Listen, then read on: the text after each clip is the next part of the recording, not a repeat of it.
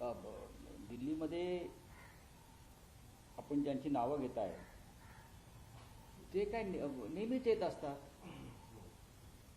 उपमुख्यमंत्री शिंदे असतील किंवा अजित पवार गटाचे नेते असतील, हे जे पक्ष आहे हे पक्ष, मी कालही सांगितलं, वारंवार सांगतो, हे पक्ष म्हणजे भारतीय जनता पक्षाचे अंगवस्त्र आहेत. हे पक्ष अमित शहानी स्थापन केलेले पक्ष आहे. अजित पवारांचा जो पक्ष आहे तो काय शरद पवारांनी स्थापन केलेला पक्ष नाही, किंवा डेप्युटी सीएम एकनाथ शिंदे यांचा जो गट आहे तो काय बाळासाहेबांचा पक्ष नाही. हे अमित शहानी स्थापन केलेले पक्ष आहेत. हे नरेंद्र मोदी हे त्यांचे मार्गदर्शक आहेत. आमचे मार्गदर्शक हे बाळासाहेब ठाकरे, प्रबोधनकार ठाकरे, उद्धव ठाकरे हे आमचे. त्यांचे अमित शहा, नरेंद्र मोदी, निशिकांत दुबे वगैरे हे त्यांचे मार्गदर्शक आहेत सगळे. त्याच्यामुळे त्यांना दिल्लीमध्ये यावं लागतं. आता तुम्ही जे म्हणताय की काय कसलं ऑपरेशन टायगर, ठीक आहे ना. मुळात शहा आणि मोदींनी या सगळ्या लोकांची मांजरं केलेली आहेत. मांजरं आणि सत्ता आणि पैसे आहेत मोठ्या प्रमाणामध्ये. तपास यंत्रणा आहेत, निवडणूक यंत्रणा हाताशी आहे. त्याचा गैरवापर करून हे आमिष दाखवतात, धमक्या देतात. हे फार काळ चालणार नाही. इथे जर कोणी ऑपरेशन टायगर करायला असेल त्यांनी दिल्लीचा इतिहास समजून घेतला पाहिजे. या दिल्लीला पानिपतापासून आणि मोगल काळापासून फार मोठा इतिहास आहे. इथे जे जे लोक अशा प्रकारचं ऑपरेशन करायला आले बरं का, ते निर्वस्त्र होऊन आपापल्या राज्यात किंवा परागंदा त्यांना व्हावं लागतं. या दिल्लीतून कधी ना कधी प्रत्येकाला जावंच लागतं. ही दिल्ली कोणाची नाही. हे जरा ऑपरेशन वगैरे करायला येणारे जे लोक आहेत असं म्हणताय त्यांनी समजून घेतलं पाहिजे. मुळात त्यांच्याच गटामध्ये ऑपरेशन होतं. मी वारंवार सांगतो, त्यांच्याच गटामध्ये ऑपरेशनचं काम सुरू आहे एका वेगळ्या गटाकडून, आणि ते त्याही ऑपरेशनची सूत्र दिल्लीतून हलत आहे. त्याच्यामुळे हे आले असतील दिल्लीमध्ये. तुम्ही एका गटाचं नाव सांगितलं की तो गट कोणाच्या नेतृत्वामध्ये बाहेर पडू शकतो. बघा, असं आहे की मी त्याच्यावरती फार मत व्यक्त करणं योग्य नाही. जशी तुमच्याकडे माहिती असते तशी माझ्यासारख्या माणसाकडे ही माहिती असते, आणि ते असायला पाहिजे. दिल्लीमध्ये बसल्यावरती अशा अनेक माहित्या येत असतात, त्या माहित्यांचे संकलन होतं. मी कोणाचं नाव घेणार नाही.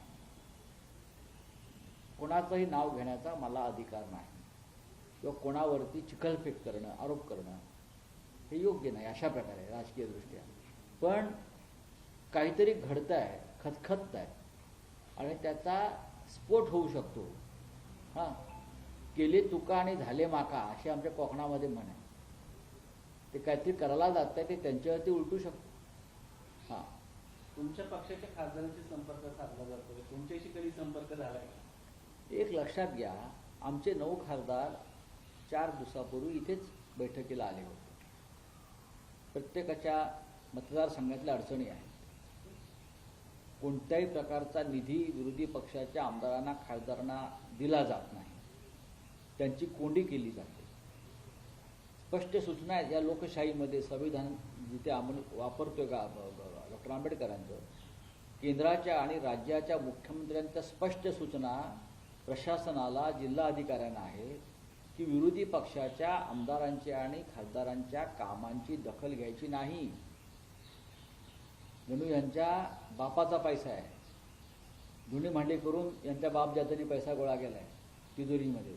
जनतेचा पैसा आहे महाराष्ट्राच्या, आणि विरोधी पक्षाचे आमदार जिथून निवडून आले आहेत, खासदार निवडून आले आहेत, त्या भागाचा सुद्धा विकास होणं गरजेचं आहे. त्यांना कळत नाही. पण त्यांच्या स्पष्ट सूचना राज्याच्या मुख्यमंत्र्यांच्या, देवेंद्र फडणवीसांच्या, इतर 2 उपमुख्यमंत्र्यांच्या आणि केंद्राच्या, ही विरोधी पक्षांच्या आमदार खासदारांची कोणती कामं करायची नाही, त्याने 1 रुपयाही निधी द्यायचा नाही, अशा प्रकारचं राज्य आणि देश इथे चाललं. त्यामुळे तुमच्या खासदारांची कोंडी केली जाते असं संभाजीनगरामध्ये या माध्यमात शिवसेनेचे तुमच्या शिवसेनेचे संभाजीनगरात 2 सदस्य भाजपकडे गेले असं कळतंय. काय प्रश्न आहे तुमचा? तुमच्या खासदारांची कोंडी केली जाते. नाही, आमच्या नाही, देशभरातल्याच विरोधी पक्षाच्या आमदारांची, देशभरातल्याच विरोधी पक्षाच्या खासदारांची अशा प्रकारे कोंडी केली जाते. ओरिसामध्ये निवडणूक झाली राज्यसभेची, निवडून कोण आणले भाजपनं? दिलीप रे. कोण आहेत? ज्यांना भ्रष्टाचाराच्या गुन्ह्याखाली, कोल स्कॅम, ज्यांना भ्रष्टाचाराच्या गुन्ह्याखाली शिक्षा ठोठावली, तुरुंगवास भोगला, त्याने शिक्षा भोगली, अशा लोकांना तुम्ही निवडून आणताय. पण ज्यांना लोकांनी निवडून दिलेलं आहे प्रचंड मताधिक्यानं, त्यांची तुम्ही कोंडी करताय.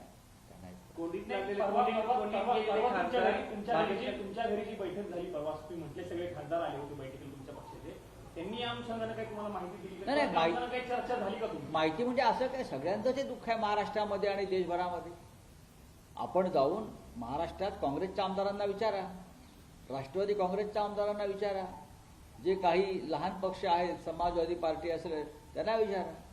तुम्ही विरोधी पक्षाच्या आमदारांना, विरोधी पक्षाच्या नगरसेवकांना विकासाचा निधी देत नाही आणि हा पैशाची उधळपट्टी तुम्ही तुमच्यातच सुरू आहे. ही कोणती लोकशाही आहे? हे कोणत्या प्रकारचं राज्य चाललेलं आहे? म्हणजे जर ऑपरेशन टायगरची त्यांची जी चर्चा आहे ते झालं तर त्यासाठी निधी आणि कोंडी हे कारण असं बघा, ही तुमचा हा प्रश्न चुकीचा आहे. पण गेल्या काही काळापासून अशा प्रकारे आमदारांच्या आणि खासदारांची कोणती निधी, आमदारांना किंवा खासदारांना त्यांच्या भागातल्या जनतेला तोंड द्यावं लागतं अनेक कामासाठी. म्हणजे कोंडीत सापडलेले खासदार गळाला लागू शकतात?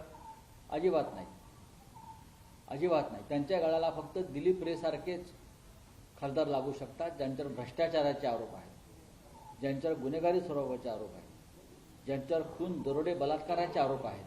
बरं का, अशा लोकांनाच भारतीय जनता पक्ष आपल्या गळाला लावू शकतो. संभाजीनगरामध्ये दोन्ही शिवसेना एकत्र येणार असं चाललं होतं. संभाजीनगरात दोन्ही शिवसेना एकत्र येणार असं चाललं होतं आणि तुमच्या शिवसेनेचे 2 सदस्य भाजपकडे गेले काल रात्री अचानक असं कळलं. नाही, माझ्याकडे माहिती नाही, तो स्थानिक विषय आहे, मला बोलावं लागेल.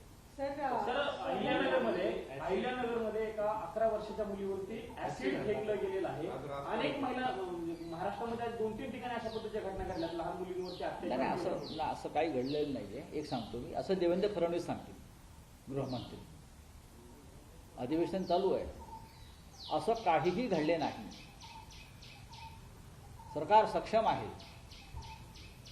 गृह खात्याचं लक्ष आहे, आमच्या राज्यामध्ये महिला आणि मुली सुरक्षित आहेत, लेकी सुनांच्या केसाला धक्का लागणार नाही.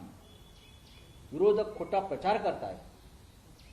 ज्या मुलीवरती ऍसिड टाकलेलं आहे ती मुलगी नसून एक निर्जीव बाहुली होती, अशी उत्तर तुम्हाला विधानसभेत मिळू शकतात. लक्षात घ्या, हे आंधळे झाले आहेत भ्रष्टाचारानं आणि पैशानं.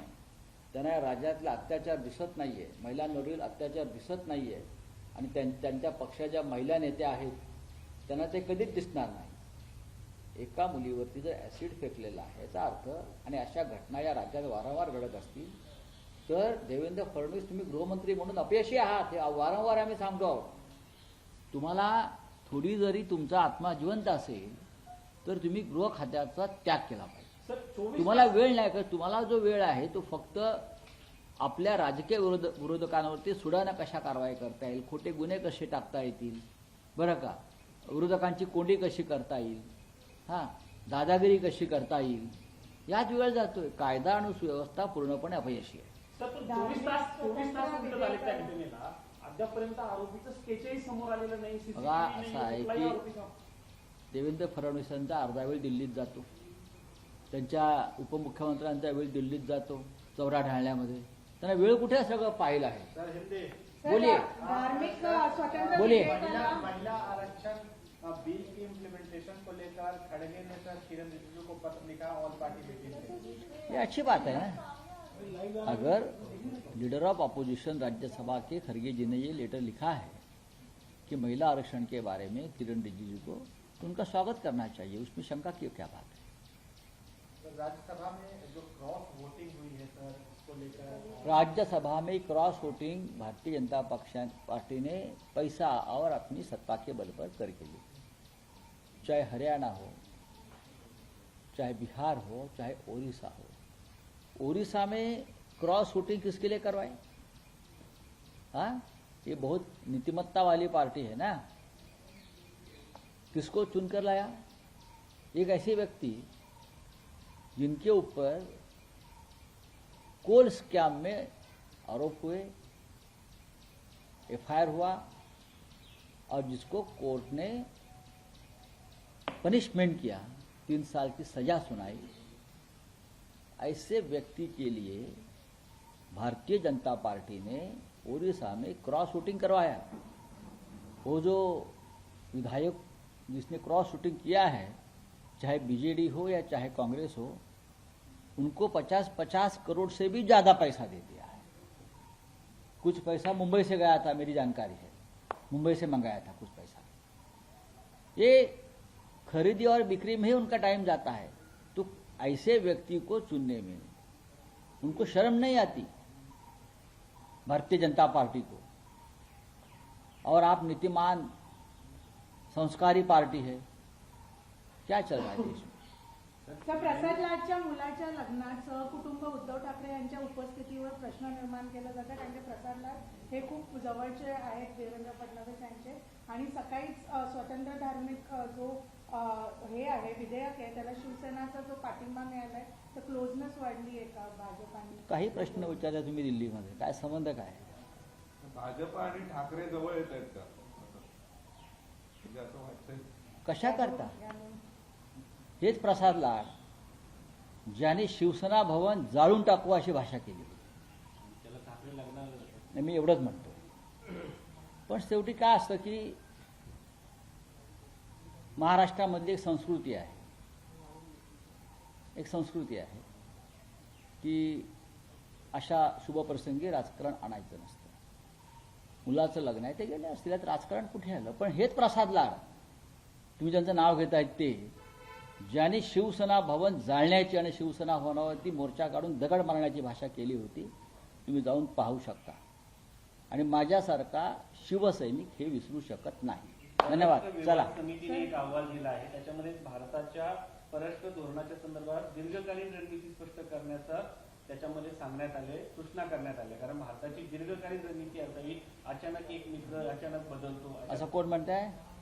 परराष्ट्र समिती जी आहे, अहवाल समिती, चुकीचं काय बोलले ते?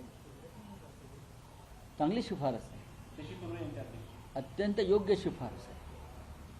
ही भारताला कोणतंही राष्ट्रीय धोरण नाही, विदेश धोरण नाही, राजकीय धोरण नाही, हे खरं आहे. चलिए.